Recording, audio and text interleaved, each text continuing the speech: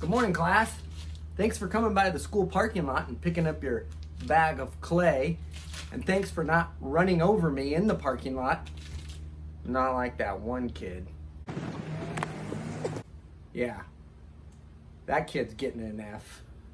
Anyways, now that you got your bag of clay, it is very important that you know how to take care of it.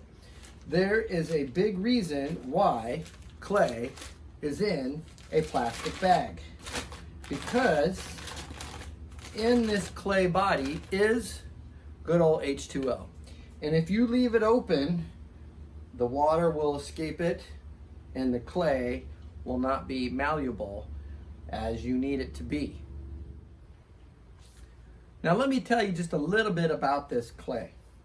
One of the common questions I get is, Mr. Wright, why does this bag of clay come in a rectangular cube? Well, the main reason is for shipping. It fits in boxes very easy. And I've actually been to a clay mill, and it's this huge 2-story machine, and they put all the clay chemicals into it and all the clay bodies into it, and they mix it up, and it comes out of a square die. But it's all shoved through with a circular worm screw. And that's important to know, because I'm going to show you something about this clay.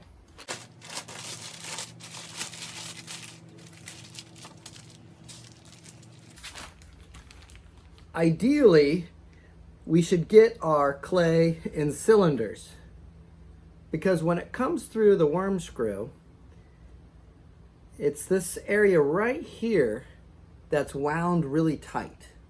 Now, why do you need to know that? Because you're going to be working with this clay. And over in the corners here, it's very loose. All the little molecules that we can't see by the naked eye are really tight here and very loose here. So let me show you what you can do to get a piece of your clay off of here and how to work with it. Because at the end of the day, once it's dried and fired, we don't want any cracks or it to fall apart. We got to get it off this block. Now we could just grab it, mush it around, which for some days you're going to need to do that. But then you can get a lot of air bubbles, and we'll talk about air bubbles later. But being at home and online, you probably don't have ceramic tools. And I always carry some floss around with me. Good old dental floss. Can get your cubes out of here. But Mr. Wright, I don't floss. Well, you need to go to the store and get some floss.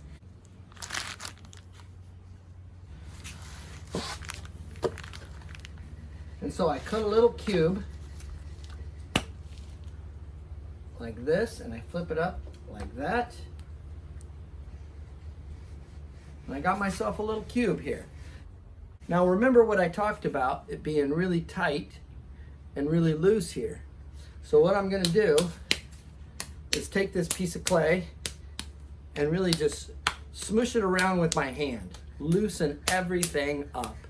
So whenever you get some clay out of your bag, you need to loosen it up. And you can feel it too. It's already starting to loosen up here. All right. Now I'm not going to make anything today, but when I am done, I'm going to put everything back. And it's super important that I close this bag up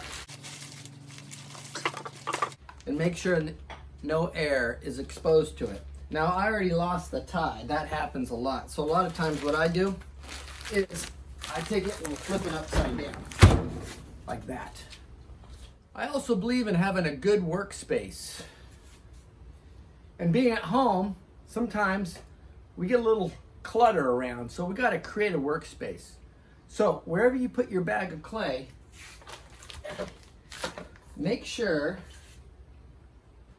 you have a good workspace. All right. I think this is a good space for my clay. Okay, class. Remember, be patient. Keep making. and we got to encourage each other. Until next time. Don't ever waste bananas.